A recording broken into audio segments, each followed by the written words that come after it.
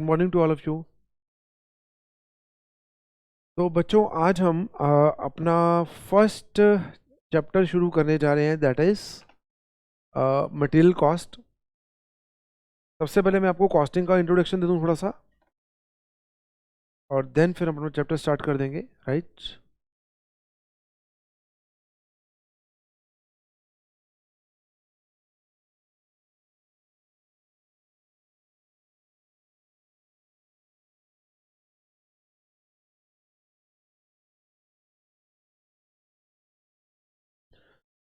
देखिए, अब सिंपल सी बात समझिए मेरी कि कॉस्टिंग सब्जेक्ट क्या है। पहले आपको ये समझना पड़ेगा कॉस्टिंग सब्जेक्ट क्या है और आप क्यों पढ़ रहे हैं बीइंग ए चार्टर्ड अकाउंटेंट। देखिए, कॉस्टिंग, टैक्सेशन तो बात की बात है सर। जब आप ये प्रोडक्ट बेचोगे तभी तो कोई इनकम होगी। जब आप कोई प्रोडक्ट सेल ही नहीं करोगे तो इनकम कैसे होगी और इनकम टैक्स कैसे दोगे? तो टैक्स तो बात का मैटर है। सबसे पहले तो हमें ये चेक करना पड़ता है कि हमारा बिजनेस करना वायबल भी है या नहीं। हमारे प्रोडक्ट की कॉस्ट क्या होगी, क्या हम मार्केट से कॉम्पीट कर पाएंगे। ये मार्केट में मान लीजिए, आप देखिए क्या हो रहा है, जो चाइना के प्रोडक्ट हैं, आप समझिए इस चीज को। अभी क्या हो रहा है कि जो हमारे इंडियन मैन्युफैक्चर है ना, उनको बहुत ज्यादा प्रॉब्लम आ रही है। क्यों? क्योंकि सर चाइनीज प्रोडक्ट आ रहे हैं। अब वो कर क्या रहे हैं, जब वो अपनी कॉस्टिंग निकालते हैं ना, तो उनको लगता है इससे सस्ता तो हमें बना बनाया प्रोडक्ट मिल रहा है चाइना से, तो पब्लिक हमारा प्रोडक्ट क्यों लेगी। तो बिजनेस स्टार्ट करना बात की बात है, टैक्स लेना देना बात की बात है, जीएसटी बात की बात है, अकाउंटिंग भी बात की बात है। सबसे पहला मुद्दा क्या है बिजनेस वायबिलिटी के लिए कि सर किसी प्रोडक्ट की कॉस्टिंग क्या है। देन उसमें अपना एक रीजनेबल मार्जिन जोड़कर हम उसका सेलिंग प्राइस कैलकुलेट करेंगे और देखेंगे कि मार्केट में वो जो कंपटीशन है उसके अकॉर्डिंग वो है या नहीं है, राइट। तो किसी भी प्रोडक्ट की कॉस्ट निकालने के लिए, किसी भी प्रोडक्ट की, सर मैं कह रहा हूं कोई भी प्रोडक्ट अपने दिमाग में लेकर आइए, प्रोडक्ट भी सर्विस भी, दोनों चीजें। आपके दिमाग में सिर्फ एक मोबाइल फोन तो हो सकता है, मोबाइल फोन हो सकता है, आपके दिमाग में कोई फैन हो सकता है, आपके दिमाग में कोई हॉस्पिटल की सर्विस हो सकती है, होटल की सर्विस हो सकती है, टैक्सी की सर्विस हो सकती है, आपके दिमाग में कोई बिल्डिंग कंस्ट्रक्शन हो सकती है। कोई भी कॉस्टिंग, आईटी सॉफ्टवेयर की कॉस्टिंग, व्हाटएवर जो आप सोच सकते हैं। दुनिया में हजारों प्रोडक्ट हैं, हजारों सर्विसेज हैं, ठीक है। सबको बेचने के लिए उन सबकी क्या चाहिए हमें, कॉस्टिंग। जब गाड़ी का ड्राइवर आपको कहता है मैं 10 रुपए पर किलोमीटर लूंगा, तो क्या कर रहा है वो, कॉस्टिंग कर रहा है सर। वो देख रहा है कि मेरा गाड़ी में डेप्रिसिएशन लगेगा, ये लगेगा, ये लगेगा। लेकिन एक सोचने की बात यह है कि हर कॉस्टिंग के अंदर 3 बेसिक एलिमेंट होते हैं, हर कॉस्टिंग के अंदर। यानी मैं आपको कॉस्ट निकालना अभी नहीं सिखाऊंगा सर, वो तो जाके 1 से 1.5 महीने बाद पहला चैप्टर आएगा जब मैं आपको कॉस्ट कैलकुलेट करना सिखाऊंगा, ठीक है ना। फिलहाल मैं आपको क्या सिखाऊंगा कि कॉस्टिंग के जो एलिमेंट है जिनके बेस पर कॉस्ट निकाली जाती है, उनकी कॉस्ट कैसे निकाली जाए। फॉर एग्जाम्पल, इस मोबाइल के अंदर क्या लगा है सर, बताइए क्या क्या लगा है। दुनिया भर का मटेरियल लगा हुआ है सर।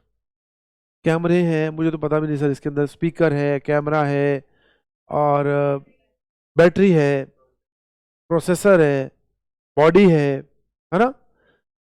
अब ये सब एक ही कैटेगरी में आते हैं, that is material.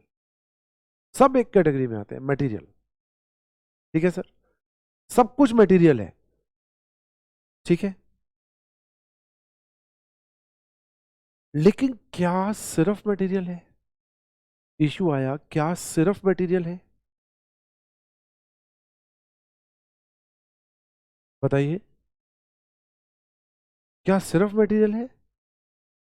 Answer is no. क्या इसमें लेबर नहीं लगी?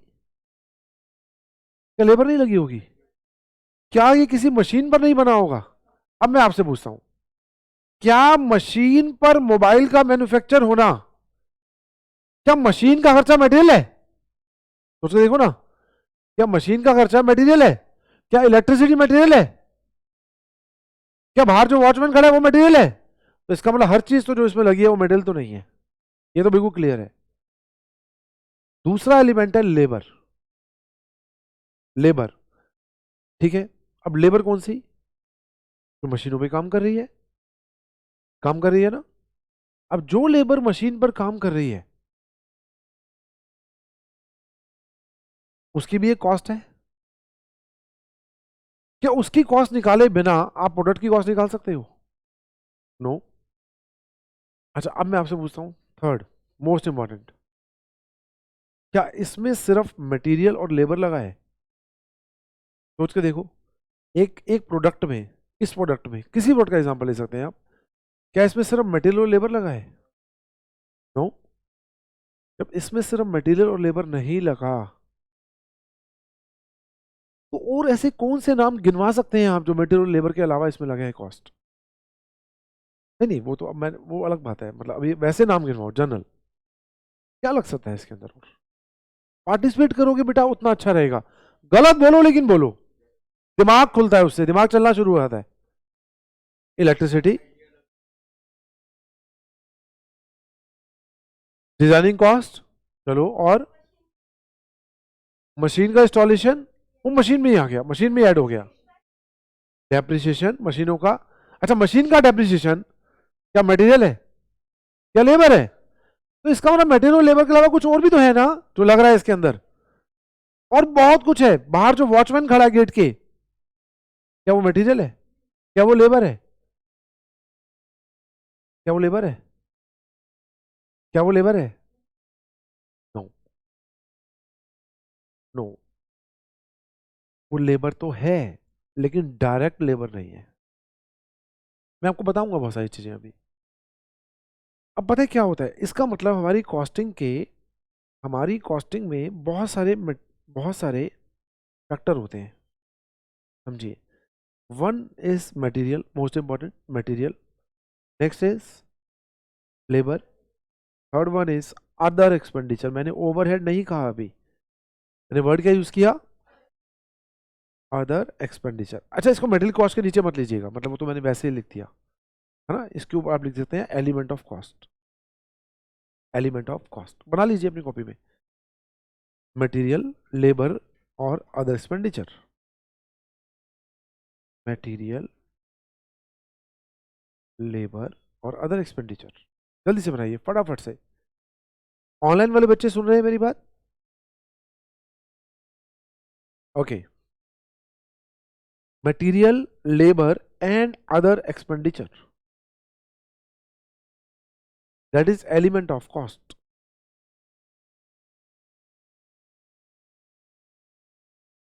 Element of cost. अब इस मटेरियल के अंदर भी दो तरह के मटेरियल होते हैं सर,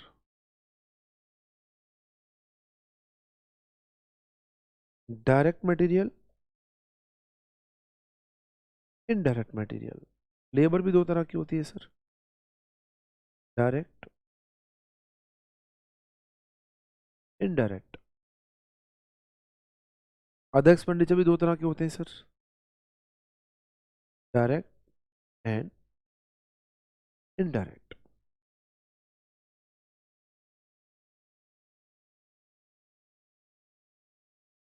यानी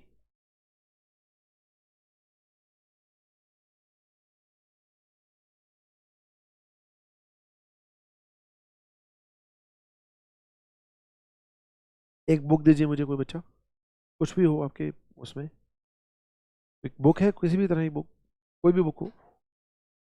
कॉपी नहीं, बुक, बुक है, कॉपी है। अच्छा, एक बुक लेकर आओ जरा वहां से, ऑफिस से, कोई बुक दे दो उनको, बोलो।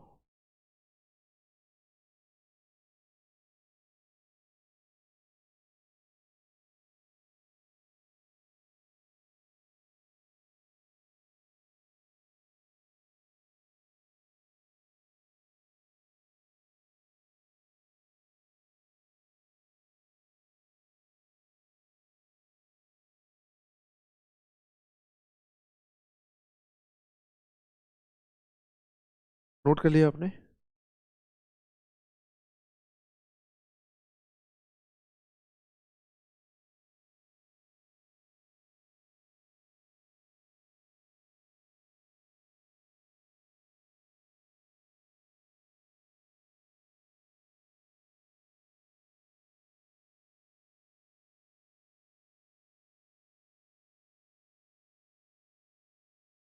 चलिए मान लीजिए ये किताब है ना, ये किताब है, कॉस्टिंग की है क्या ये?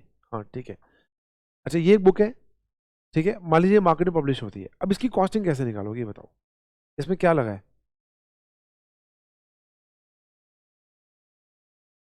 क्या लगा है बताइए? पेपर। चलो जी, पेपर तो हो गया मेरा डायरेक्ट मटेरियल जो किताब में लगा है, लिख दूं? डायरेक्ट मटेरियल में क्या आ गया? पेपर। इंक। मैं बहुत सारे नाम नहीं लिख रहा, बहुत कुछ लगा है, ठीक है ना। तो हम मैं से एग्जांपल ले रहा हूं, पेपर। डायरेक्ट लेबर में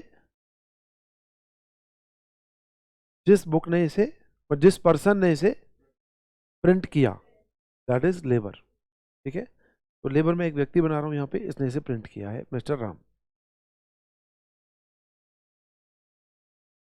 डायरेक्ट अदर एक्सपेंडिचर, बताओ ऐसा कौन सा एक्सपेंडिचर है जो मटेरियल या लेबर नहीं है लेकिन तब भी इस पर लगा है? मशीन का डेप्रिसिएशन सर डायरेक्ट नहीं है। डायरेक्ट इसमें क्या लगा है सीधे तौर पे, जो सीधे इसकी कॉस्ट को इफेक्ट कर रहा है? पैरेलल तो मटेरियल हो गया। हाँ जी, इलेक्ट्रिसिटी। इलेक्ट्रिसिटी क्या है इसके अंदर, देखो बेटे सीधी सी बात, इसके अंदर एक मिनट एक मिनट एक मिनट, आप समझिए मेरी बात। डायरेक्ट का मतलब क्या है, इसके अंदर आपको इलेक्ट्रिसिटी नजर आ रही है, लेकिन हमें ये पता है कि इसको किसी ने बनाया है तो लेबर है, और मतलब सीधे तौर पे जो इस पे खर्चे हैं that is called direct cost. और इनडायरेक्ट अप्रत्यक्ष रूप से, ठीक है। फॉर एग्जाम्पल अगर मैं एक आइसक्रीम फैक्ट्री की बात करूं, आइसक्रीम फैक्ट्री की, तो आइसक्रीम जब बनती है उसमें डायरेक्ट मटेरियल क्या लगा बताओ? मिल्क, शुगर लग गया, लेबर जिसने आइसक्रीम बनाई, ठीक है, और वहां पर अदर एक्सपेंडिचर का, डायरेक्ट एक्सपेंडिचर कोई एग्जांपल मुझे नजर नहीं आ रहा आइसक्रीम फैक्ट्री में, लेकिन यहां पर आ रहा है बुक इंडस्ट्री में। मैं उसी पे आ रहा हूँ, धीरे धीरे धीरे धीरे आ रहा हूँ अभी।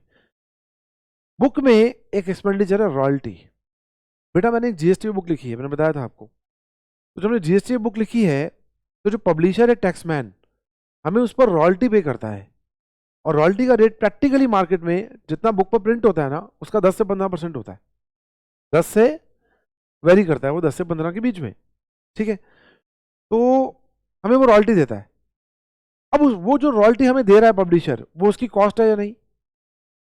पहले बताओ कॉस्ट है या नहीं, पहले तो हम ये बात करेंगे कॉस्ट है भी या नहीं। कॉस्ट तो है। अब कॉस्ट अगर है तो वो इन्हीं में है कहीं। अब बताओ क्या वो डायरेक्ट मटेरियल है? ऑथर को रॉयल्टी मिलना क्या डायरेक्ट मटेरियल है? क्या डायरेक्ट लेबर है? तो उसके देखो तो वो क्या है, डायरेक्ट एक्सपेंसेस, जो सीधे तौर पर इस बुक पे लगा, जो सीधा इसकी कॉस्ट को प्रभावित करेगा, इफेक्ट करेगा, लेकिन वो ना तो डायरेक्ट मटेरियल है ना वो डायरेक्ट लेबर है, तो वो क्या हो गया, रॉयल्टी, ठीक है, ऑथर की रॉयल्टी। अब मुझे बताओ इनडायरेक्ट की बात करते हैं। इनडायरेक्ट मटेरियल और बहुत सारे लगे होंगे। जिस मशीन पर ये प्रिंट हुई उसमें मोबिल ऑयल डला, उस मशीन में मोबिल ऑयल डला, या जिस पर आइसक्रीम बनी उसमें मोबिल ऑयल डला। क्या आइसक्रीम में आपको मोबिल ऑयल नजर आता है? खाओगे ऐसी आइसक्रीम जिसमें मोबिल ऑयल होगा? सोच के अजीब सा लग रहा होगा, है ना। तो लेकिन मशीन में डला होगा मोबिल ऑयल, डला होगा ना वो तो क्या वो आइसक्रीम के लिए डायरेक्ट मटेरियल है? आप सोच के देखो, मिल्क में, शुगर में और मोबिल ऑयल में फर्क आ गया। तो एक होते हैं डायरेक्ट खर्चे और एक होते हैं इनडायरेक्ट खर्चे, राइट। तो कोई भी एग्जांपल ले सकते हैं इनडायरेक्ट मटेरियल का। अच्छा कोई और दो, चलो मैंने तो यहाँ पे मोबिल ऑयल ले लिया, कोई और दो। दुनिया भर मतलब कंपनी में, एक मोटी मोटी बात समझो, कंपनी में ध्यान से सुनना, डायरेक्ट मटेरियल के अलावा आने वाला कोई भी मटेरियल इनडायरेक्ट है। तो डायरेक्ट कौन सा है, जो आइसक्रीम में सीधे तौर पर लग रहा है। अभी अभी एक बच्चे का क्वेश्चन भी आया था कि उसकी पैकिंग वगैरह उसका क्या करें, अभी मैं उस पर आता हूँ थोड़ी देर में, ठीक है। पहले बेसिक समझो, यहां तक क्लियर? ये समझ आ गई बात? लेकिन आइसक्रीम में मोबिल ऑयल लग रहा है क्या? लेकिन अप्रत्यक्ष रूप से लग रहा है क्या? प्रत्यक्ष रूप से तो नहीं, ठीक है ना? तो फर्क फर्क नजर आया दोनों में? ठीक है, चलिए तो मैं इसमें ऑयल लिख देता हूं। इनडायरेक्ट लेबर बताओ कौन सी? वॉचमैन। वॉचमैन क्या मैन्युफैक्चरिंग में है? नो, लेकिन क्या वो लेबर है? यस। अच्छा एक बात बताओ, सुबह सुबह एक व्यक्ति आके फैक्ट्री की सारी मशीनें साफ करता है, झाड़ू मारता है फैक्ट्री में, अब बताओ क्या वो डायरेक्ट लेबर है for the product? Answer is no. Answer is no. अप्रत्यक्ष रूप से है। Answer is yes. Is that clear? Is that clear? हाँ, क्लियर है ना? हाँ, तो अब मेरी बात ध्यान सुने, फर्क नजर आया दोनों में? इनडायरेक्ट लेबर का एग्जांपल क्या लूं, कोई भी ले सकता हूं, स्वीपर लिख देता हूं, है ना? स्वीपर का नाम है श्याम।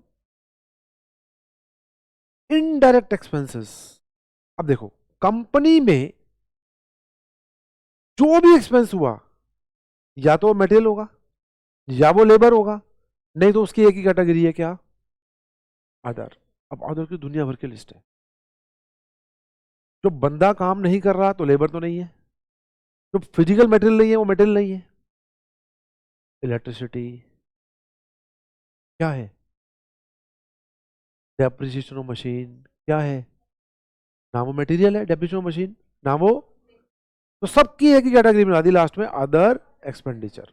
तो ये भी दो तरह के होते हैं, डायरेक्ट और रॉयल्टी। एक तरह का डायरेक्ट एक्सपेंडिचर है, और बाकी जो मैंने एग्जांपल दिया डेप्रिसिएशन वगैरह वो क्या है? तो मैं इसका मोस्ट पॉपुलर एग्जांपल ले लेता हूँ, डेप्रिसिएशन ऑफ मशीन। आपको शायद बात समझ में आ गई। अब ये ओवरहेड क्या बला है दोस्त? अगर मैं कंपनी के सारे अप्रत्यक्ष खर्चों को जोड़ दूं, कौन से वाले? केवल अप्रत्यक्ष, अप्रत्यक्ष को, उसका केवल एक ही नाम होगा, जैसे हिंदी भाषा में हम बोलते हैं ऊपरी व्यय, ऊपर के खर्चे, ओवरहेड। इसका मतलब ये हुआ, प्रोडक्ट की जब मैं कॉस्ट निकालूंगा, इस बुक की कॉस्ट निकालूंगा, तो सबसे पहले प्राइमरी तौर पे तो मैं क्या लूंगा? Direct material, direct labour, direct expenses, और देन मैं क्या लूंगा? ओवरहेड। उसमें सब आ जाएगा फिर, इनडायरेक्ट, कंपनी का सारा इनडायरेक्ट, ठीक है ना? सब उसके अंदर आ जाएगा। तो इसका मतलब अगर मुझे कॉस्टिंग पढ़ाना शुरू भी करना है ना अगर, तो मुझे शुरुआत कहां से करनी पड़ेगी?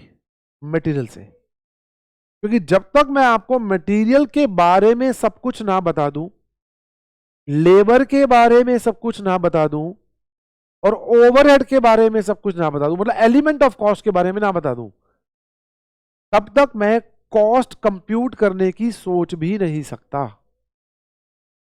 क्या ये बात समझ में आती है? ये दिमाग में सेट कर लो कि चैप्टर की सीक्वेंस क्या होनी चाहिए, और वही होनी चाहिए, ठीक है? अब इसका मतलब सर आप 3 चैप्टर तो हमें ये पढ़ाओगे, मटेरियल, लेबर और ओवरहेड, सर कॉस्टिंग खत्म हो जाएगी?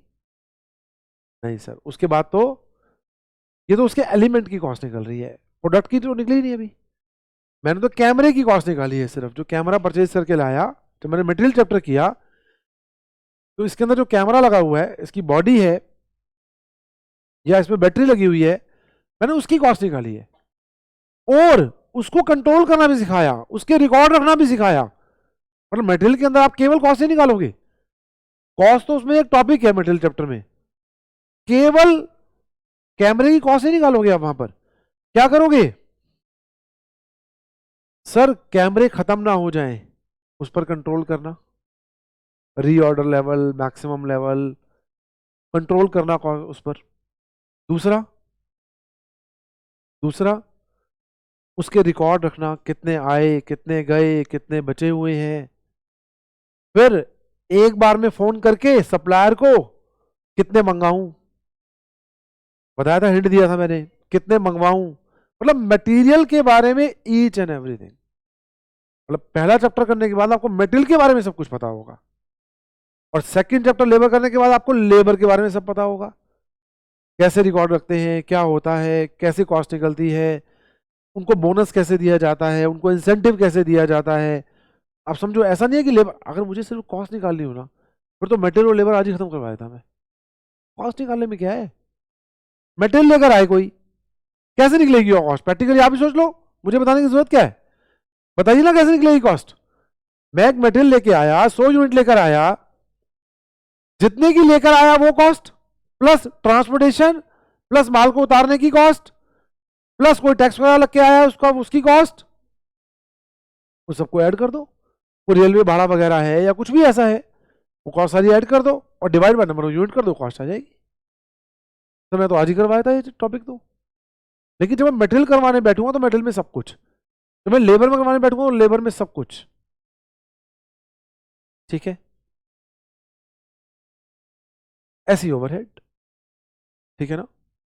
तो जब हम 3 एलिमेंट कर लेंगे कॉस्ट के, तब मैं शायद इस मोबाइल की कॉस्ट निकालने की बात करूंगा। मैं कहूंगा देखो, इसमें जो मटेरियल लगा हुआ है वो 2000 रुपये का है, इसमें जो लेबर लगी हुई है वो इतने की है ना, और जो हम कहेंगे इसके मार्केटिंग के खर्चे हैं वो ओवरहेड में आ जाएंगे, मैं वहां बात करूंगा ओवरहेड चैप्टर में डिटेल में। ठीक है, अब एक बच्चे ने बड़ा सिंपल सा क्वेश्चन पूछा कि सर पैकिंग कहाँ गई। जो पैकिंग होती है वो मटेरियल है क्या, क्या वो डायरेक्ट मटेरियल है या इनडायरेक्ट मटेरियल है। सर देखिए, पैकिंग ना 2 तरह की होती है, हालांकि इसका आंसर मैं अभी नहीं देना चाहता था, लेकिन अब पूछ लिया तो मैं इसलिए दे रहा हूं जस्ट।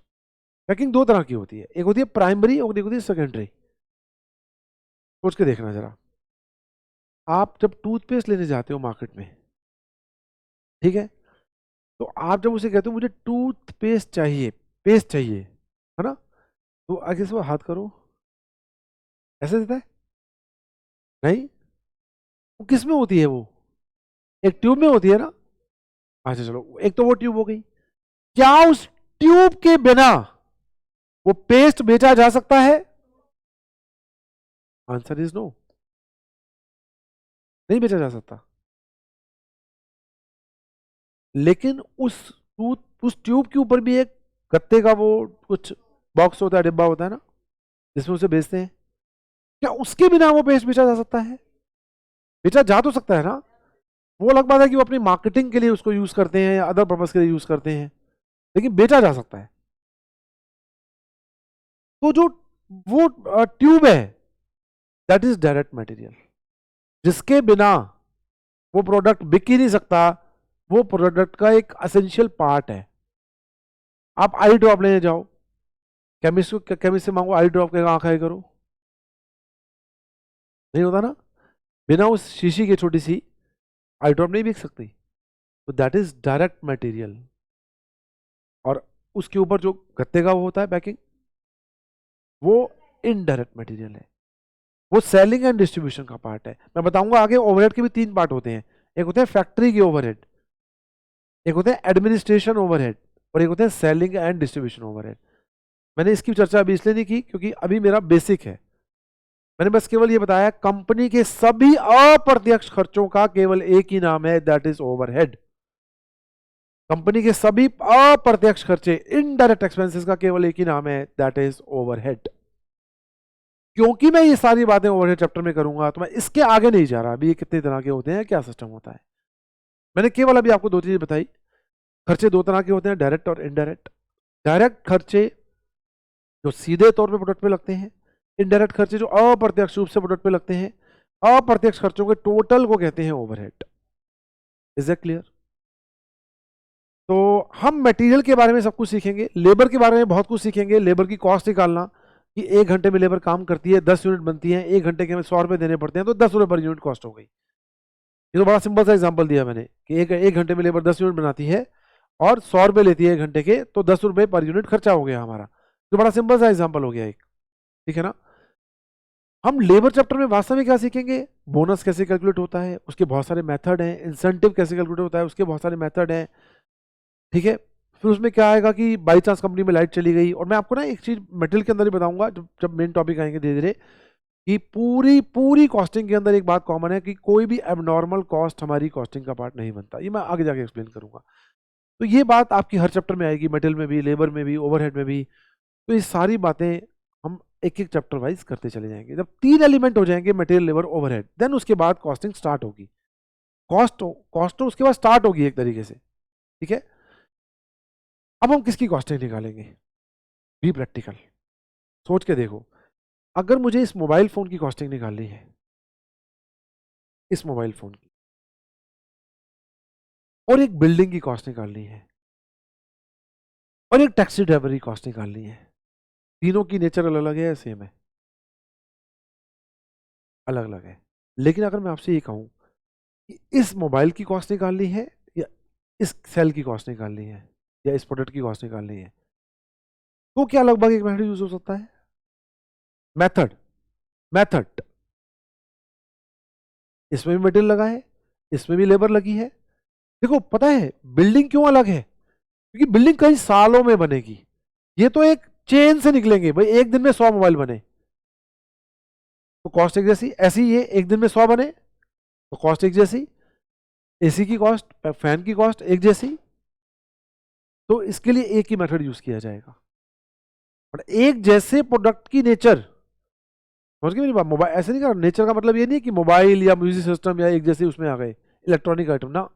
एक जैसी जगह मतलब जहाँ पे यूनिट्स बनती है कंपनी के अंदर, मतलब कंपनी मैन्युफैक्चरिंग जब करती है तो उसमें यूनिट बनती है, जैसे कैमरे बन रहे हैं, एसी बन रहा है, या कुछ भी, साइकिल बन रही है, वॉट कुछ भी, तो एक अलग सिस्टम है।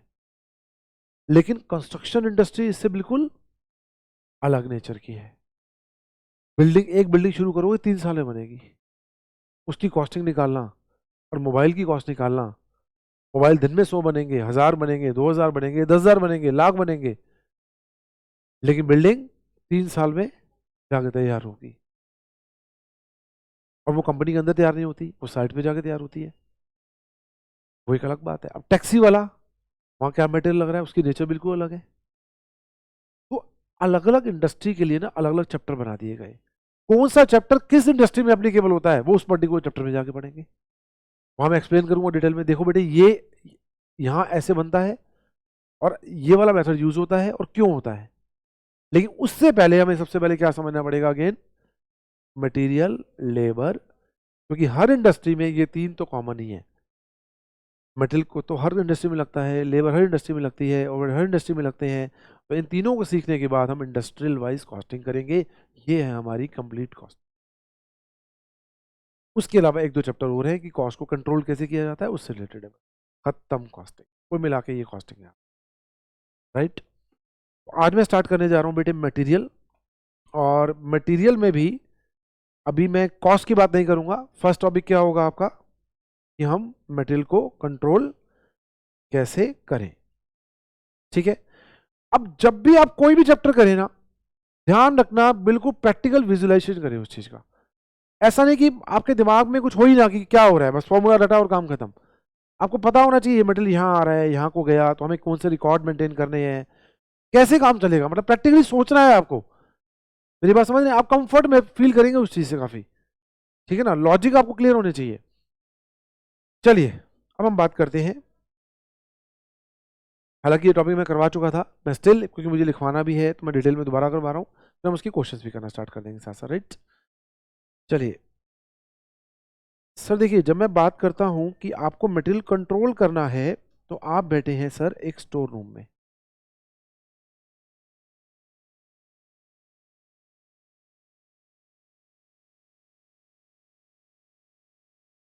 आप बैठे हैं, आप बेशक ये ना बनाएं, कोई इशू नहीं है, मतलब आपके दिमाग में पिक्चर क्लियर हो जाएगी तो बात खत्म हो जाएगी वो, ठीक है ना। स्टोर रूम में है, और ये है हमारा प्रोडक्शन डिपार्टमेंट। प्रोडक्शन डिपार्टमेंट में मेरा मेरा हमेशा ही ऐसा होगा कि यहाँ पर क्या लगी होंगी, मशीन्स, और मशीन्स पे क्या काम कर रही है, लेबर। और एक व्यक्ति यहाँ से मटेरियल लेकर जाता है। कहाँ से मांगता है वो? स्टोर रूम से। अब मुझे बताओ स्टोर रूम में कौन बैठा है? जी, स्टोर कीपर साहब, क्या नाम है सर आपका? मनीष। तो हमारे मनीष जी बैठे हैं, स्टोर कीपर हैं, नए नए चार्टर्ड अकाउंटेंट बने हैं और बड़े ही खुश हैं। ठीक है मनीष जी। सर क्या चार्टर्ड अकाउंटेंट स्टोर में बैठते होंगे? हाँ सर, कंपनी के स्टोर रूम संभालना कोई आसान काम समझ रहे हो? 700 तरह का मटेरियल होगा। आपको एग्जाम्पल तो खाली मैं एक तरह का दे रहा हूँ, आपको तो बड़ा कंफर्ट फील हो रहा है एक तरह के एग्जाम्पल में। जब से ही 700 तरह का हो जाएगा ना, और कोई खत्म नहीं होना चाहिए, तब पता चलेगा मटेरियल कंट्रोल करना किसे कहते हैं। ठीक है ना? तो मनीष जी बैठे हैं स्टोर रूम में मजे से। मनीष जी, आप बिल्कुल प्रैक्टिकल फील करना है और हर बच्चा अपने आप को मनीष फील करेगा, है ना? कि उसके साइड में जो दीवार है या जो भी है वहां पे मटेरियल उसे देना है उठाकर, उसके यहाँ कुछ मटेरियल है। ठीक है? और आ, हाँ जी। तो मनीषा, मनीषा कौन है? मनीषा है प्रोडक्शन डिपार्टमेंट में। ठीक है? मनीषा जी, आप डेली कितना मटेरियल लेकर जाती हैं? ये है मनीषा। ठीक है मनीषा? तो मनीषा जी, आपको कितना डेली मटेरियल चाहिए होता है? मुझे बताओ जरा, एक मिनट को। मिनिमम, नॉर्मल और मैक्सिमम। बताओ मनीषा जी, बताओ आपको मिनिमम कितना मटेरियल डेली, डेली, ये पर वीक भी हो सकता है, डेली भी हो सकता है, कुछ भी हो सकता है। तो मुझे बताइए, मैं पर डे की बात करूंगा, हमारा मटेरियल कंजम्पशन क्या है? क्या माने बताओ? 100 मान ले? 100? मिनिमम 100 तो आपको, मतलब इसका मतलब ये हुआ आप डेली मनीष से, मनीषा मनीष से कितनी यूनिट लेके जाएंगी? मिनिमम कितनी लेंगी? 100। ठीक है? और नॉर्मली बोल दो यार, कुछ भी बोल दो। अब ऐसा मत करना 500, मतलब 100 और 500 बहुत डिफरेंस हो जाएगा, ठीक ही लगेगा। तो चलो 200। मैक्सिमम? ये बात बिल्कुल माइंड में सेट कर लो कि 100 वाली घटना और 300 वाली घटना कभी कभी होगी, कभी कभी होगी सर, है ना? नॉर्मली क्या होगी? 200 वाली घटना। ठीक है, नॉर्मली 200 वाली घटना घटेगी।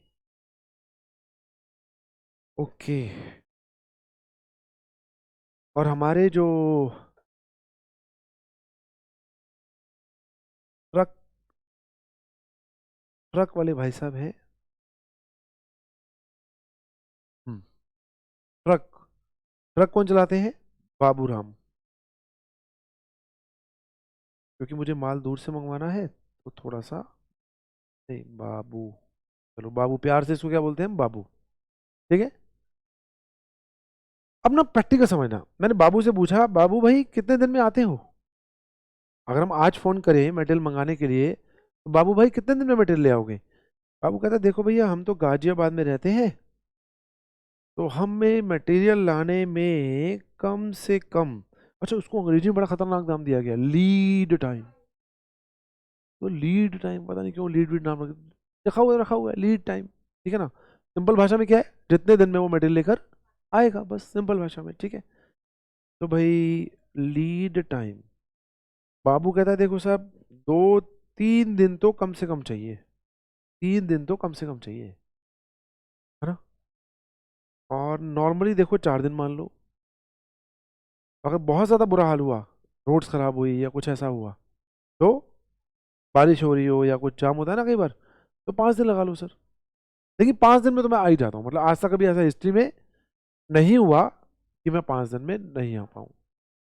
किसान आंदोलन हुआ तो मना ही कर देगा फिर तो मना ही कर देगा, फिर तो 5 दिन का मैटर नहीं रहेगा। 5 दिन तो मैं नॉर्मल थोड़ा ही कह रहा हूँ कि बारिश बारिश आ रही है या कुछ गड्ढे वड्ढे हो गए या कुछ जाम हो गया, तो 5 दिन। ठीक है? अच्छा, अब ये बात आती है कि सारी जिम्मेदारी किसकी है? मनीष जी की। और बस ध्यान ये रखना है कि अगर मनीषा जी यहां से खाली हाथ चली गई, तो मनीष जी कंपनी से बैठे होंगे बाहर। एंड बी प्रैक्टिकल मनीष, बहुत बड़ी जिम्मेदारी अपने ऊपर फील करो सब बच्चे। फील करोगे ना सर, तब समझ में आएगी बात कि कैसे जॉब बचाई जाती है, तब बात समझ में आएगी। अब इशू आया ये कि हम मनीष को क्या बोले कि बाबू से एक बार फोन करके कितने मेटेरियल मंगवाया कर भाई, एक बार में कितना मेटेरियल मंगाए, 5,000 यूनिट, 4,000 यूनिट, 2,000 यूनिट, 3,000 यूनिट, 3 मान ले। तो मनीष बाबू को फोन करके कितना मेटेरियल मंगवाते हो आप, 3,000 यूनिट। दैट इज कॉल्ड, यार देखो नाम से तो पता चल रहा है, क्लियर हो रहा है, री ऑर्डर, मतलब जो हम ऑर्डर करेंगे उसमें कितनी क्वांटिटी मंगवाएंगे, कितनी मंगवाएंगे, 3,000। ठीक है जी।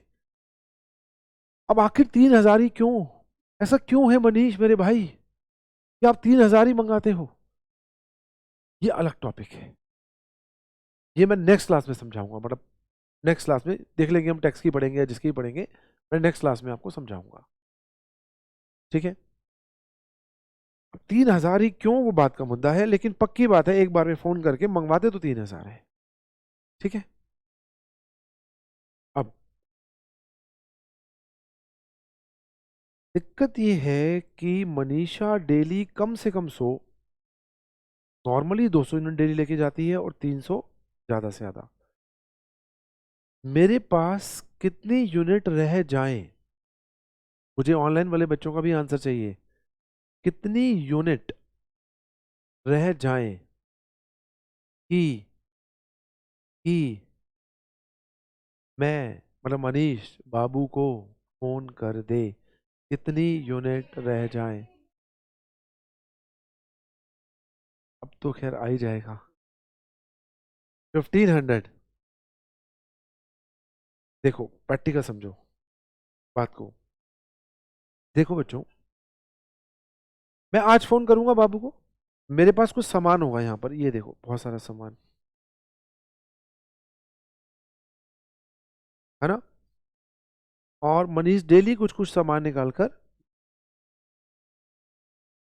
मनीषा को देता रहेगा, ठीक है।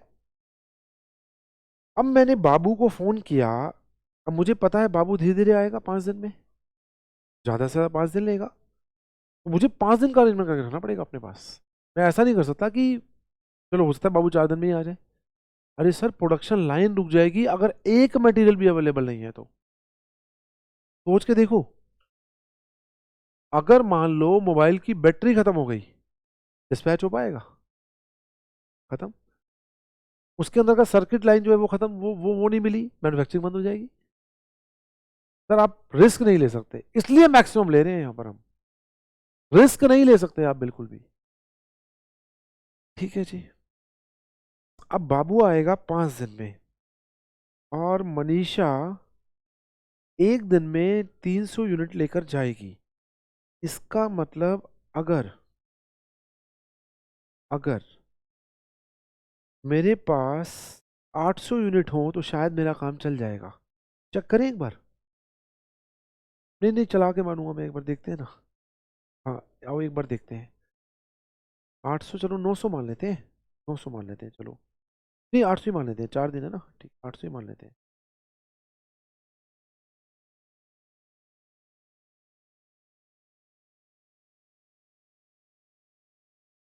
क्या हुआ, रबड़ खराब हो गया, जी ठीक है। तो हमारे पास है 800 यूनिट, 200, 200, 200 और 200, एक लाइन 100 यूनिट, राइट। अब बाबू को फोन किया, हाँ जी बाबू भैया, सामान ले आओ, जाओ बाबू भैया पीछे जाओ,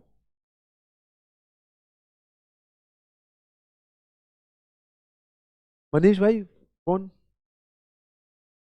कितनी यूनिट बची हुई है आपके मनीष, कितनी यूनिट बची हुई है रैक में, 800, चलो अब बाबू को फोन करो, बाबू भाई माल ले आओ, नमस्ते जरूर कर देना, है ना, हाँ,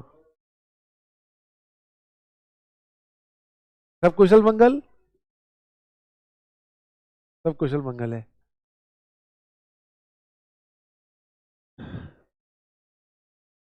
नहीं सामान कितना लाना है बताओ ना, ऑर्डर, वो देखो, हाँ हाँ भाई पूछ लो भाई, हाँ री ऑर्डर क्वांटिटी तो वही है, 3,000 यूनिट ले आओ, है ना, नहीं नहीं नहीं, अभी तो अभी आएंगी ना, हाँ हाँ ले आते हैं, कोई बात नहीं, बोलो। हाँ ले आते, बाबू कह रहे हैं ले आते हैं। ठीक है, कितनी यूनिट लाते हैं? कितनी? दैट इज री ऑर्डर। मतलब इन्होंने फोन करके कितनी यूनिट का ऑर्डर दिया? 3000। बी प्रैक्टिकल, रटना नहीं है कुछ भी, एक एक चीज समझने की कोशिश करो आप, ठीक है? रखो जी फोन। मनीषा, मनीषा जी गई मनीष के पास, है ना? कितनी यूनिट इशू करवाने? हम्म, मैं कह रहा हूँ वर्ष करते हैं ना। लो 300 यूनिट मांगो, आप तो मांग सकते हो, हमने बोला हुआ 300 मांग सकती है मनीषा यूनिट। मांगो। फोन फोन फोन कर दो, चलो फोन कर दो, हाँ ऐसे कर लो। अरे आके ले जाओ, हाँ आ जाओ ना इधर, लेके जाओ जल्दी से। हाँ बस, कितनी लगे? 300। बाबू बड़ा आगे आओ ना। तो इतनी जल्दी, इतनी जल्दी? भाई भाई तो थोड़ा थोड़ा सा आ गया, थोड़ा सा। कितने दिन बीत गए? लो जी बाबू हमारे यहाँ पर आ गए। अब एक दिन हो गया। यानी कि मनीषा ने कितनी यूनिट ली? हमारे पास 800 थी ना, तो भाई दो ये गई और एक ये गई, 300 गई। ठीक, चलो जी। बाबू वहां तक पहुंच गया। अब मनीषा फिर अगले दिन फिर 300। चलो फिर 300। चलो जी 300 यूनिट मनीषा ने फिर ले ली, और बाबू थोड़ा सा और आगे। ठीक है ना? ऐसे ही तो होगा प्रैक्टिकली, प्रैक्टिकली ऐसे ही होगा यार। बस थोड़ा सा जितना कोशिश कर पा रहा हूं मैं, अब गाजियाबाद तो भेज नहीं सकता ना उनको, तो ठीक है ना? चलिए, तो कितनी यूनिट हो गई? अब 300 और गई। बाबू के भी 2 दिन निकल चुके हैं, 300 कितनी बच गई? अब मनीषा, अब तो बात करनी पड़ेगी, करो बात भाई, मेरे को 300 यूनिट निकालो। हाँ 300 यूनिट मांग रही है मनीषा। क्या? नहीं है? उसको फोन करो ना बाबू को। बाबू कहाँ हो भैया? अरे रास्ते में कब तक रहोगे, जल्दी आओ ना। अरे गड्ढे बहुत हैं। अरे भैया तुम्हारे गड्ढे के चक्कर में हम गड्ढे में गिर जाऊंगा भैया। नहीं कितने दिन में आओगे भाई, थोड़ा बता दो।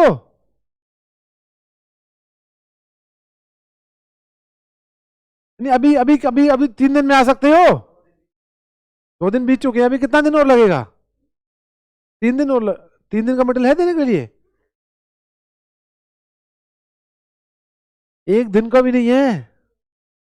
तो इसका मतलब आपने गलत यूनिट रखकर उन्हें फोन किया।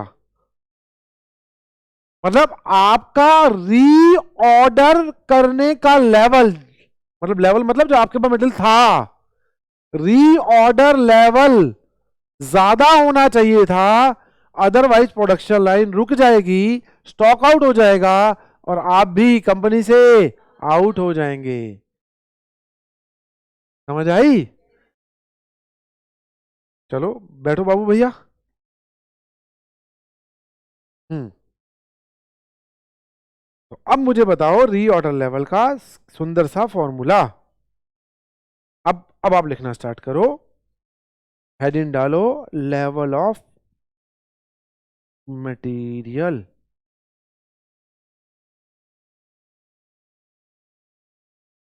जिसमें फर्स्ट लेवल लिखो reorder level, reorder level is equal to maximum consumption into maximum lead time. ठीक है, अब अंग्रेजी भाषा में लिखें, री ऑर्डर का मतलब क्या होता है? It is the level of material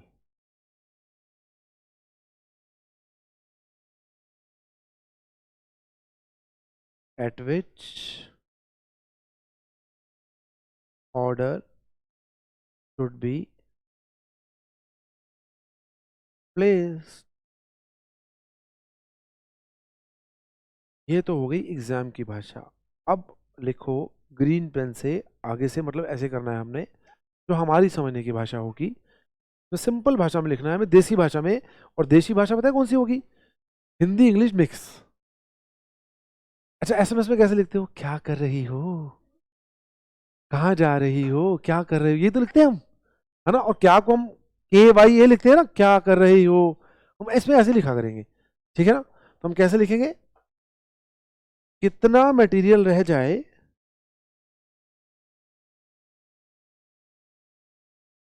कितना मटेरियल रह जाए कि हम सप्लायर को फोन कर दें।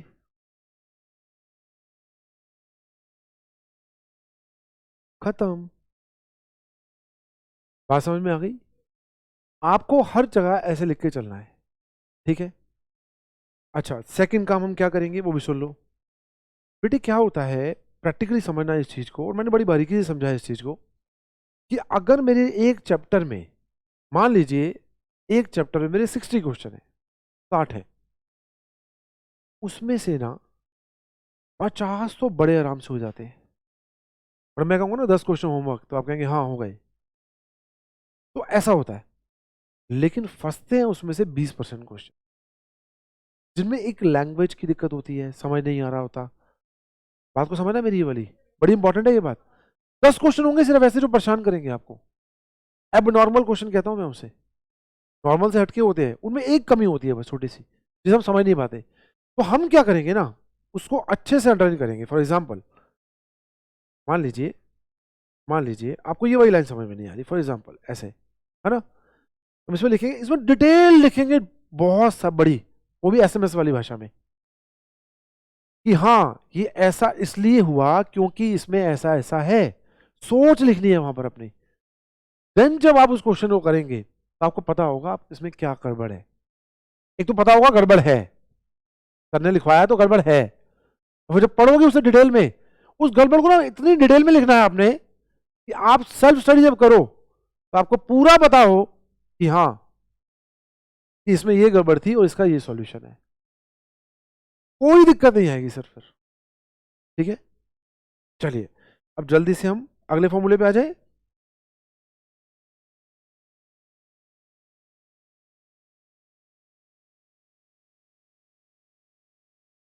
अब हम बात करते हैं किसकी, मैक्सिमम लेवल की, ठीक है। अब मुझे एक बात बताओ, इस सैनिटाइजर की आप बॉटल को देखो, इसमें 200 मिलीलीटर सैनिटाइजर आ सकता है ना। जैसे इसमें आपको साफ नजर आ रहा है कि 200 सैनिटाइजर आ सकता है, उसी तरीके से एक गोदाम की भी तो कोई कैपेसिटी होती होगी, है ना।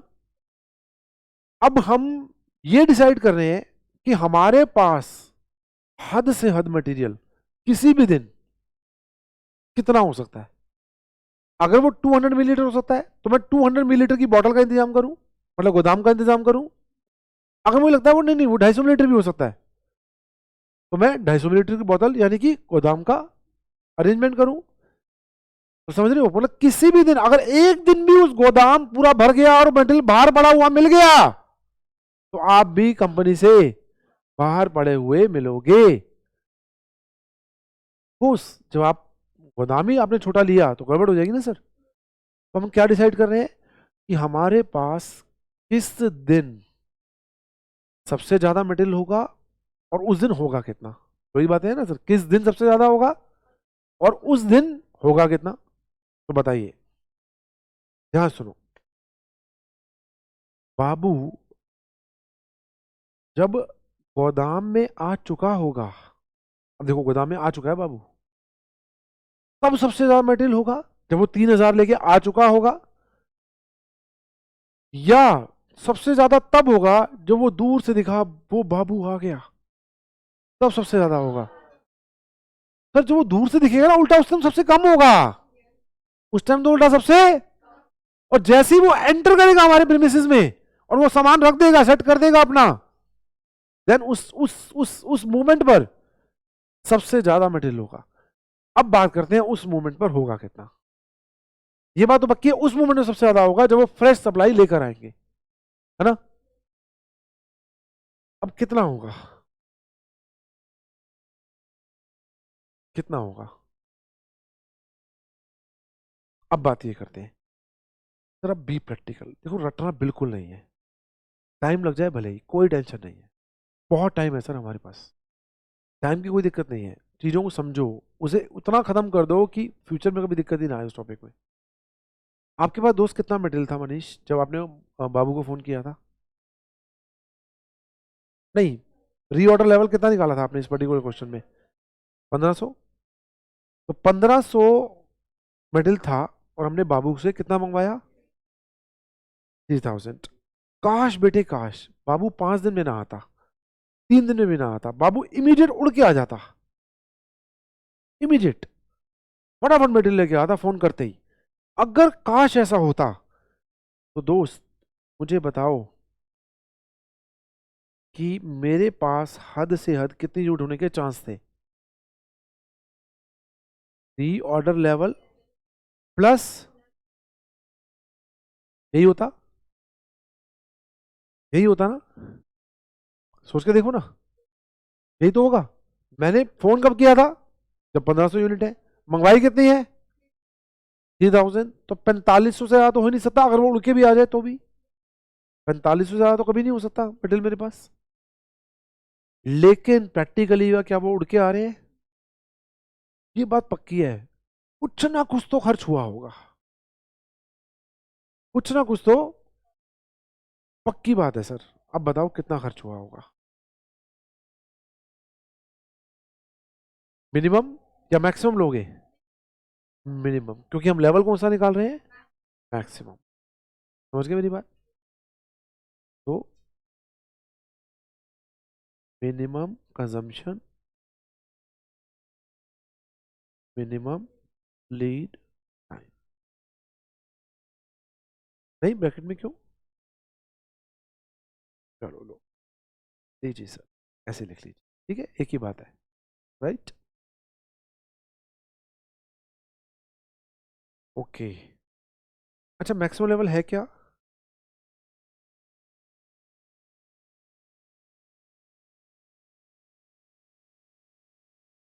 मैक्सिमम अवेलेबल स्टॉक, इसके आगे सिंपल लिख लीजिए,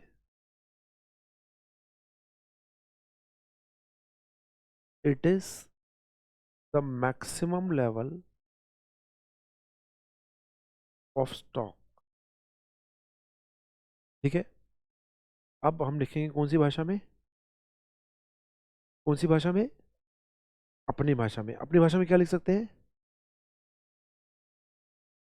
हमारे पास किसी भी दिन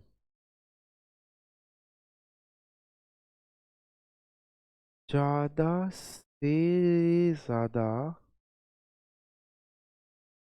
कितना मटेरियल हो सकता है?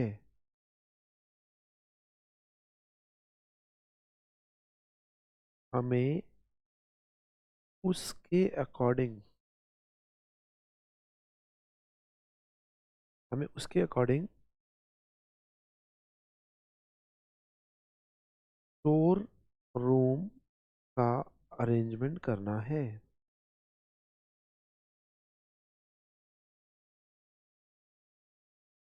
ये है सर हमारा मैक्सिमम लेवल, राइट। अब बेटे ध्यान रखना, अब ये फेयर कॉपी है आपकी, ये फेयर कॉपी है और बिल्कुल एक अलग कॉपी लगाएंगे आप इसके लिए, कॉस्टिंग के लिए, ये ध्यान रखिएगा।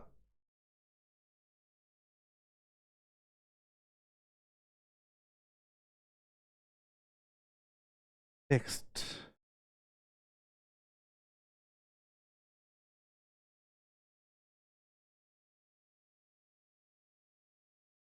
नेक्स्ट मिनिमम लेवल, बताइए मिनिमम लेवल क्या हो सकता है? मिनिमम लेवल, अच्छा मिनिमम लेवल किस मूवमेंट पे होगा, पहले पहले हम ये डिसाइड करते हैं। जब सप्लायर जस्ट हमारे गेट के बाहर है, मतलब वो जस्ट हमारी प्रीमिसेस में एंटर करने वाला है, उस पर्टिकुलर मूवमेंट पे ताकि हम कहेंगे ओहो भाई जल्दी आओ, बस मटेरियल खत्म होने वाला है यार, आ जाओ यार, वही तो होगा मिनिमम। अब वो होगा कितना? अब मैं आपसे, आपसे ये इंफॉर्मेशन मैं आपसे इन जनरल पूछ रहा हूँ। इन जनरल में कोई सिक्योर नहीं करना हमें अपने आप को। इन जनरल नॉर्मली जब भी बाबू आप सामान लेके आते हो, है ना, आप बाहर खड़े हो, अभी बाहर सामान लेके खड़े हैं, अब कहते भाई ट्रक अंदर ले आऊं, उन्होंने कहा हाँ हाँ ले आओ, तो कितना मटेरियल देख रहे हो आप इनके पास नॉर्मली? चलो मान लो कुछ भी, मैं कह रहा हूँ कुछ भी बोल दिया इन्होंने, चलो 100 या वॉट एवर जो भी, तो 100 में से 90 बार अगर ये आते हैं और एक पर्टिकुलर मटेरियल देखते हैं, लेवल देखते हैं, तो वही तो मेरा मिनिमम लेवल होगा। मिनिमम लेवल का मतलब मैथमेटिकली मिनिमम लेवल नहीं है। अगर मैं मैथमेटिकली बोलूंगा तो आपको पता है क्या करना चाहिए? जीरो।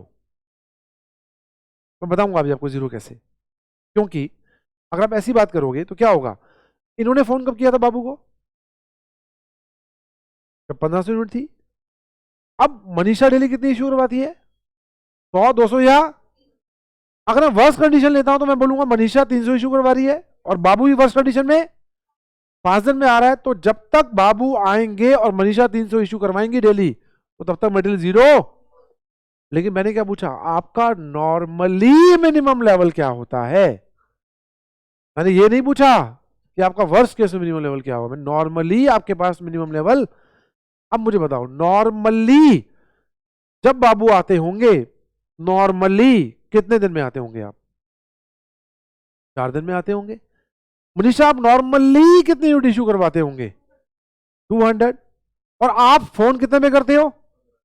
तो 1500 में से नॉर्मली 200 इंटू 4, 800 खर्च हो जाती होंगी, और नॉर्मली मिनिमम लेवल 700 का होता होगा। Got my point? मैं फिर बोल रहा हूं ये बात, मिनिमम का मतलब मैथमेटिकल मिनिमम नहीं है, मिनिमम मतलब होता है practical minimum. Practical minimum level क्या है? Is that clear? ठीक है, बैठो बाबू भाई। अब ये नहीं कि पीछे से बाबू बाबू बोलना शुरू कर दो।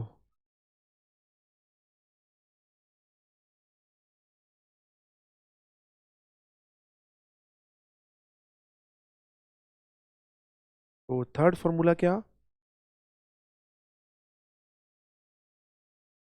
मिनिमम लेवल क्या होगा जी? कितने पर फोन किया, कितने पर, माइनस नॉर्मली उनके आने तक कितना कंज्यूम हो जाता है। ठीक है,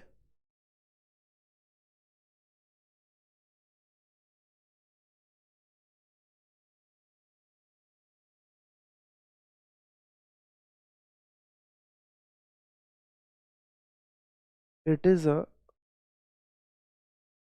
minimum level of stock in normal condition.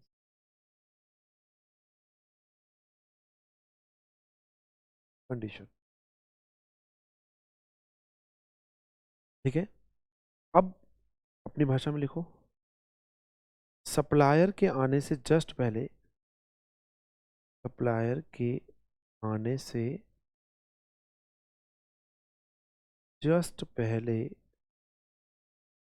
हमारे पास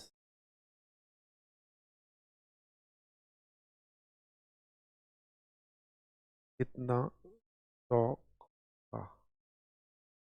सप्लायर के आने से जस्ट पहले। Is that clear? Next is average level.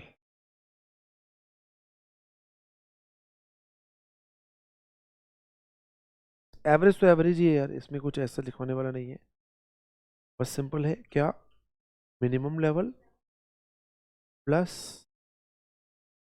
Maximum level divide by 2।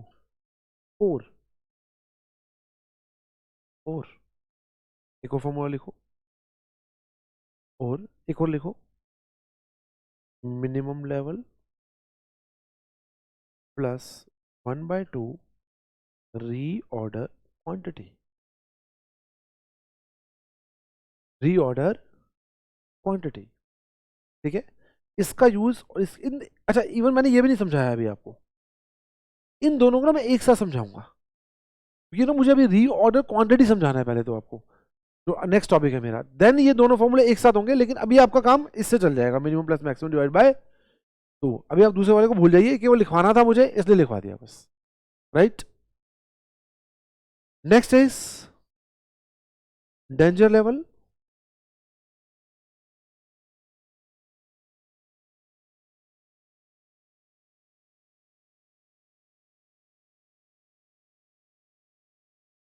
अब ना बिल्कुल प्रैक्टिकल समझो, देखो एक चीज को, देखो जब भी लेवल की बात आएगी ना, डेंजर लेवल, डेंजर लेवल, तो लेवल का मतलब स्टोर, स्टोर की बात हो रही है, मतलब हमारे पास अब कितना लेवल बचे, और डेंजर लेवल क्या होगा। अब डेंजर लेवल यार देखो होता क्या है प्रैक्टिकली, कि जो सप्लायर है बाबू, वो तो गाजियाबाद के हैं, लेकिन आखिर ऐसा क्यों है कि हम गाजियाबाद के बाबू को ऑर्डर करते हैं, क्योंकि शायद वो सामान सस्ता देते होंगे, पड़ोस में अच्छी भली सप्लायर है वंशिका, वंशिका अच्छी भली सप्लायर है, पड़ोस में रहती है कि मनीष के, अब भी वंशिका को ऑर्डर नहीं करते ये, क्योंकि वंशिका लूटती है, ठीक है। ये देते हैं सामान 15 रुपए की पर यूनिट, और वंशिका देती है 20 रुपए पर यूनिट, इतना डिफरेंस है। लेकिन जब इमरजेंसी आ जाएगी, अब हो गई सर किसानों की हड़ताल, अब गाजियाबाद से फरीदाबाद रॉ मटेरियल नहीं आ सकता, इन्होंने फोन किया बाबू को, बाबू से बात करो भाई,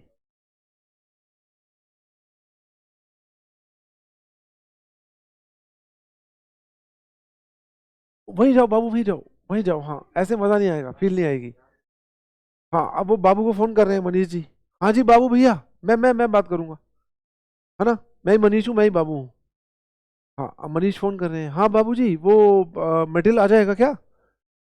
अरे कहाँ साहिब, आपको तो पता ही है किसान आंदोलन चल रहा है, उस सर फिर किसान आंदोलन चल रहा है तो बिजनेस भी बंद कर दूंगा मैं। सर देखो अभी आपके सामने मजबूरी है, हम कहाँ से लाऊं मटेरियल, कहते 5 दिन में आ जाइयो भाई। अरे सर 5 दिन में क्या, हमका तो 10 दिन का कोई स्कोप नहीं लग रहा। चलो ठीक है भाई, टाटा बाय बाय। अब इनके पास तो 1500 यूनिट थी, तभी उनसे बात हुई होगी, अब इन्होंने तो मना कर दिया। अब इन्होंने देखा यार हो सकता है 1-2 दिन में हड़ताल खुल जाए, तब बाबू से रिक्वेस्ट कर लूंगा, फटाफट ट्रक चला के आ जाएगा। तो नहीं तो मेरे पास एक और भी है, जहाँ से क्या होगा, मुझे वंशिका से सामान लेना पड़ेगा। वंशिका कितने दिन में आती है, वंशिका तो 2 दिन में आती है ना, ये कितना 3 दिन, बाबू मिनिमम 3 दिन में आता है, वंशिका तो यहीं रहती है फैजाबाद में ही। तो कितने दिन में आती है, 3 दिन में, 2 दिन में, 2 दिन में। अब इनको पता है कि अगर वर्स्ट कंडीशन भी हुई, मतलब अगर मेरे पास जिस दिन 2 दिन का लेवल बच जाएगा, मेरे पास जिस दिन 2 दिन का लेवल बच जाएगा, मेरी बात ध्यान सुनना, जिस दिन मेरे पास 2 दिन का लेवल बच जाएगा, मैं वंशिका को फोन कर दूंगा, यही होगा ना। अब सामान महंगा मिल रहा है, पक्की बात है मैनेजमेंट मैक्सिमम कंज्यूम करने की परमिशन नहीं देगी, मतलब मनीषा वो बोलेगी, मनीषा जी देखो मटेरियल की शॉर्टेज है, आपको पता है किसान आंदोलन है, तो आप देखो मिनिमम से काम तो चलेगा ही नहीं। बस ना प्रैक्टिकल समझो, मतलब प्रैक्टिकली क्या होता है इंडस्ट्री के अंदर, एक पूरी ना सप्लाई चेन होती है। जैसे आप मैगी कंपनी में जाते हो ना, वो पता है क्या करते हैं, अच्छा आपने देखा होगा कभी बैच नंबर लिखा होता है प्रोडक्ट्स पर, देखो क्यों लिखा होता है बैच नंबर, बता सकता है, थोड़ा प्रैक्टिकली सोचो, बैच नंबर क्यों लिखा होता है।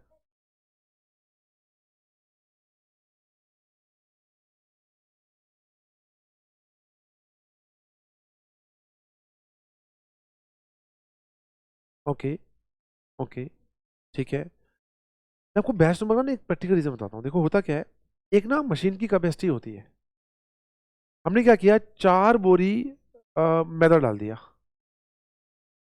4 बोरी मैदा डाला मशीन में। अब मैगी का इतना फुल प्रूफ है, सारा काम मशीन मैनुअली है ही नहीं, मैंने देखा हुआ है मैगी का प्लांट, मैनुअली काम ही नहीं है सर वहाँ पर। 4 बोरी मैदा इस मशीन में डालो, और दूसरे मशीन में सीधा मैगी के पैकेट उठा लो, लास्ट मशीन में सब कुछ फुली वो है क्यूब्ड है, कोई मैनुअल वर्क नहीं है वहाँ पर। हाँ लेकिन जिस मशीन में जितना मटेरियल डलना है वो डलेगा। फॉर एग्जाम्पल मैदा यहाँ डला, ठीक है, वो मैदा आगे गया, ठीक है, उसमें पानी मिक्स किया गया या वॉट एवर, उसको जो जैसे आटे में क्या डालते हैं, पानी डालते हैं मेरे ख्याल से, पानी डालते हैं या कुछ और भी डाल सकते हैं, जो भी डालते हैं वो लोग, वो डाला, वो गुद गया आटा, गूंदना जिसे कहते हैं आटा, और देन फिर अगली मशीन में छालनी होती है, वो उसके उसके वो बना देती है जो बनती है ना मैगी, है ना। उसके बाद अगली मशीन में छालनी हो गई, अब अगली मशीन में जाके वो लिपट जाते हैं ऐसे, अगली मशीन का काम ही यही है उसको ऐसे से लपेटना, अगली मशीन में जाती है वो सूखती है, ठीक है, और दूसरी मशीन से मसाले के पैकेट आ रहे होते हैं। और समझना, वो लिपट के जब मैगी की शेप में आ जाती है तो दूसरी मशीन से मसाले के पैकेट आ रहे होते हैं, समझना ध्यान से, एक एक सेकंड की कैलकुलेशन है। फिर एक तो मसाले का अलग से पैकेट होता है अंदर, और एक बड़ा पैकेट होता है ऊपर, तो उधर से बड़ा पैकेट आ रहा होता है, उधर से मैगी आती है बड़े पैकेट में डलती है, मसाला भी बड़े पैकेट में डलता है, पैक बाहर। अब एक बैच के अंदर एक स्टैंडर्ड मटेरियल डाला जाता है, 4 बोरी मैदा, मान लो 20 किलो मसाला, मतलब जो भी होगा मुझे तो पता नहीं यार इतना, 20 किलो मसाला और इतना इतना सब कुछ डाल दिया। अब उससे बने मान लो 2000 packet, that is called one batch, one lot, one batch. मान लो बाई चांस भगवान ना करे फूड आइटम है सर, फूड आइटम है ना, गलती से उसमें कुछ गलत चीज मिक्स हो गई, मान लो बाद में पता चला इसके अंदर तो गलती से कुछ छिपकली थी, बाई चांस कुछ ऐसा मिक्स हो गया, भगवान ना करे, हो गया, कंपनी को ये बात पता चल गई, मार्केट में लॉट निकल चुका था, कंपनी इमीडिएट अनाउंस करेगी कि बैच नंबर 552 का कोई मटेरियल यूज नहीं करेगा, और जितना दुकानदारों के पास है वो वापस पहुंचाओ, और जितना जनता के पास है वो कृपया करके उसे कंज्यूम ना करे, दुकानदार के पास वापस कर, ये पब्लिक के लिए वो बता देगी, राइट। अब प्रैक्टिकली क्या होता है ना दोस्त, कि 4 बोरी मारा तो मतलब 4 बोरी है, फिर नॉर्मल कंडीशन में मतलब आप सोचोगे ना कि 200 यूनिट कैसे होती है, वो 4 बोरी ही डालते हैं हमेशा, बात समझ रहे हो। तो ज्यादातर आप ये कहो ना कि नॉर्मल कंजम्पशन या मैक्सिमम कंजम्पशन या मिनिमम कंजम्पशन, ऐसा नॉर्मली वो 4 ही होगा, लेकिन हाँ जब ऑर्डर कम होंगे तो 3 बोरी भी डाल देंगे, ऑर्डर ज्यादा होंगे तो शायद वो 5 बोरी भी कर लेंगे, लेकिन बहुत रेयर केस में। अगर आप कहोगे कि पर डे प्रोडक्शन मैगी की कितनी है, तो अगर 10,000 पैकेट है तो वो 10 ही होगी लगभग लगभग, बात समझो मेरी आप प्रैक्टिकली, समझ गए मेरी बात। तो अब अगर हमारे पास ऑर्डर ज्यादा भी है, डिमांड ज्यादा भी, लेकिन रॉ मटेरियल बहुत महंगा मिल रहा है, तो पक्की बात है हम कह देंगे अभी आप आज 1-2 दिन तक नॉर्मल कंजम्पशन करो, बाद में बढ़ा देंगे यार, बढ़ानी है तो बाद में बढ़ा देंगे, तो मैक्सिमम कंज्यूम करने की परमिशन।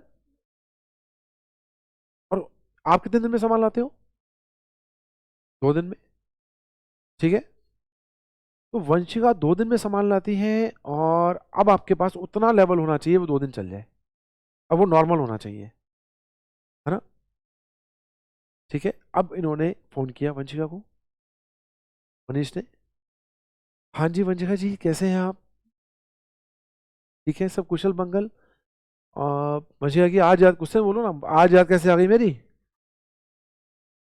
अरे वंशिका जी आपकी याद तो हमेशा आती है हमें, बस वो मटेरियल हमारा जो है वो थोड़ा सा हम सोच रहे थे आपसे मंगवा लिया करें आगे से, अच्छा बेवकूफ़ समझ रखा है मुझे, अ, हमेशा तो आप बाबू से मंगाते हो, बाबू तो सर बस वो थोड़ा सा ना, हम सोच रहे हैं आगे से आप इसे मंगा लिया करें, तो मटेरियल का क्या रेट लगाएंगे, वही 15 ना, अरे नहीं नहीं, मटेरियल का रेट तो कितना लगेगा, 20, हो सकता है आप 22 भी बोल दे, 21, 21 रुपये लगेगा, देखो मैडम कुछ गुंजाइश हो, नहीं नहीं, तो मैडम ठीक है अभी तो फिर 1500 यूनिट भेज दो।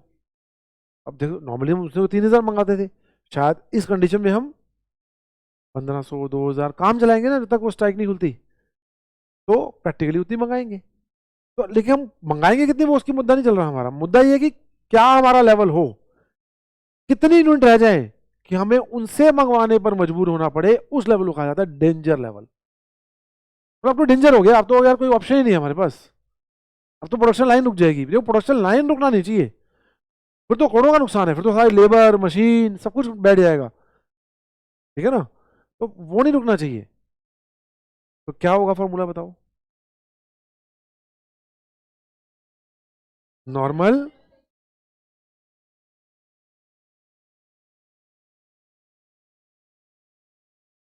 आ जाओ सर, आ जाओ।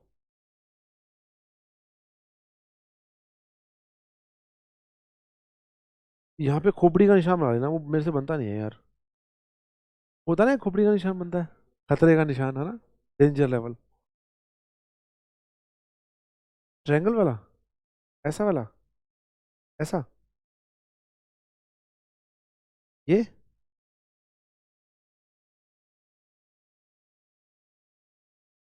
अच्छा अच्छा, बीच में एक डॉट होता है ना। हाँ हाँ हाँ, तो मैं आज देखूंगा एक बार। डेंजर लेवल, ठीक है।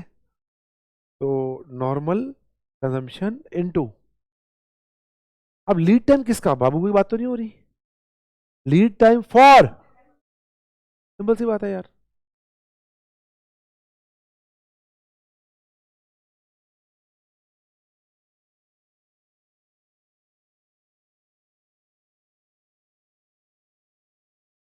इमरजेंसी परचेज, ठीक है। ये हमारे टोटल हैं 5 फॉर्मूला सर, ठीक है। इसके बेस पे कुछ ही क्वेश्चन होंगे, और देन मैं क्या करवाऊंगा आपको नेक्स्ट क्लास में, रीऑर्डर क्वांटिटी, फिर आपको ढेर सारे क्वेश्चन करने को मिलेंगे, ठीक है। तो अभी तो हम छोटे मोटे इसके बेस पे जो क्वेश्चन है वो कर लेते हैं। मैं आपको 2 मिनट का समय दे रहा हूँ केवल, आप इसको जल्दी से एक बार पढ़ लीजिए।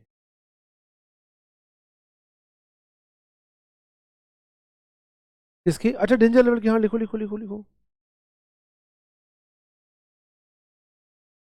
It is the emergency level,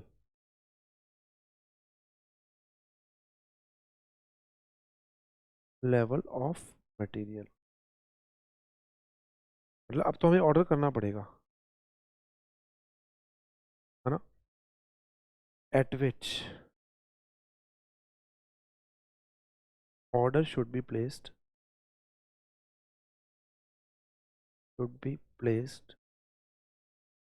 at any cost, any cost, right, at any cost. Simple भाषा में क्या लिखोगे, क्या लिखोगे जी? कितना मटेरियल रह जाए कि हम लोकल से महंगे में खरीदने को मजबूर हो जाए। देखो सिंपल भाषा में, कितना मटेरियल रह जाए, कितना मटेरियल, जिसको जैसे ठीक लगे, हिंदी इंग्लिश जैसे भी ठीक लगे, ये हमारी अपनी लैंग्वेज है, इसका एग्जाम से कोई लेना देना नहीं है। कितना मटेरियल रह जाए कि हमें लोकल में महंगे में खरीदना पड़े, और लोकल में भी क्या, कहीं से भी, कि हमें महंगा खरीदना पड़े, महंगा परचेज करना पड़े। आई थिंक समझ गए होंगे आप बात मेन तो, ठीक है। अब पता है क्या हुआ, मैं आपको मजेदार चीज बताता हूँ एक। एग्जाम में, जी,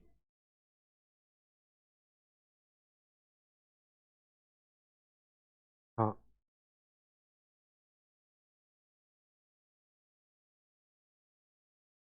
तो हम थोड़ा सा इनसे ले लेंगे पहले, बाबू से बात करेंगे। देखो अभी इमीडिएट ट्रक निकाल दो, इमीडिएट ट्रक निकाल दो। अच्छा आपको पता है आजकल ना एक नया ट्रेंड हो गया है, हमें जीएसटी में बड़ी दिक्कत आई थी इस चीज़ की, हम बताते हैं, बताएंगे आपको। एक नया ट्रेंड पता है क्या हो गया आज के मार्केट में, कि टाटा कहता है, ध्यान सुनना, टाटा पता है क्या कहता है आज की डेट में? टाटा कहता है आप चाहे फरीदाबाद बैठे हो, हमें मतलब नहीं, हमें मेटल चाहिए मान लो पुणे, आप फरीदाबाद बैठे हो या कहीं बैठे हो, हम जैसे ही फोन करें हमें एक दिन में चाहिए। दे सकते हो तो बताओ, नहीं दे सकते तो मना कर दो।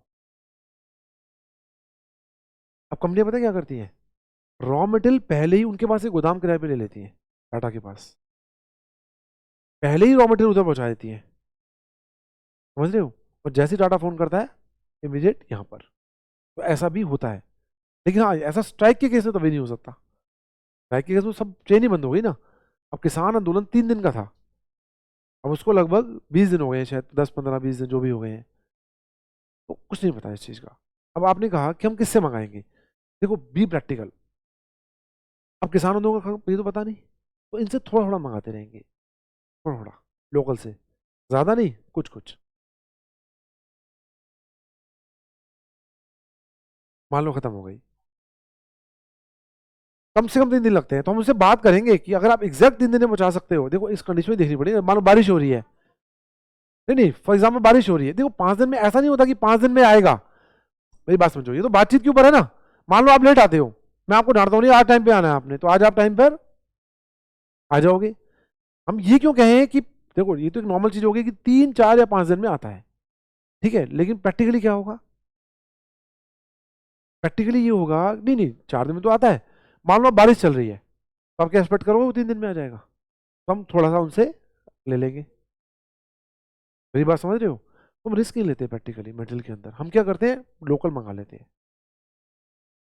राइट, तो प्रैक्टिकली ऐसा होता है, ठीक है ना, उसका लेकिन कोई फॉर्मूला नहीं है, ऐसा कोई फॉर्मूला डिजाइन नहीं किया गया कि क्या कैसे, वो तो एक समझदारी के ऊपर है हर पर्सन की अपनी, ठीक है ना, कंडीशंस देखते हुए, राइट।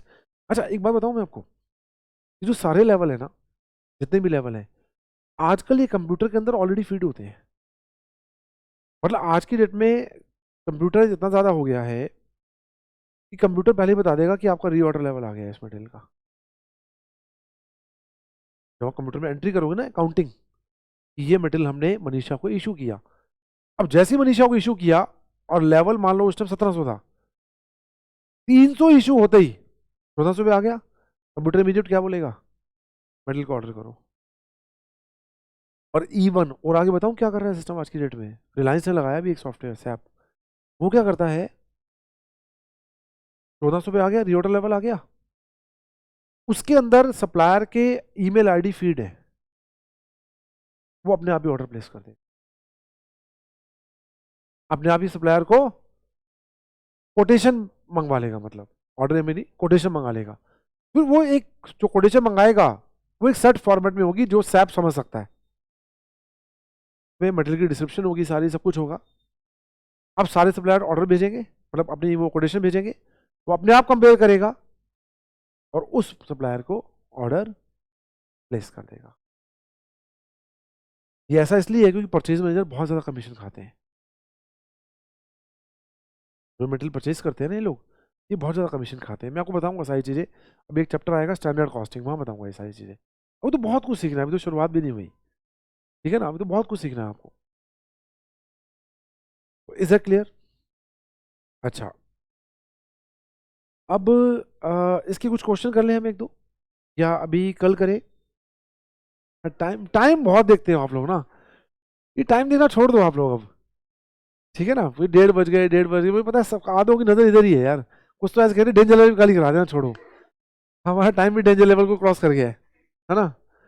चलिए फिर कल मिलते हैं, है ना, कल फिर हम टैक्स पढ़ें या कॉस्टिंग ही पढ़ लें कल, ये मैं कहता हूँ एक कॉस्टिंग ही पढ़ लेंगे तो रिजल्ट नहीं आता, क्यों ना हम ऐसा कर लें, कम से कम एक सब्जेक्ट तो मतलब एक उसमें आ जाएगा ना चेन में, या नहीं ऑल्टरनेटिव पे पढ़े, क्या करें बताओ ना, कैसे मजा आएगा,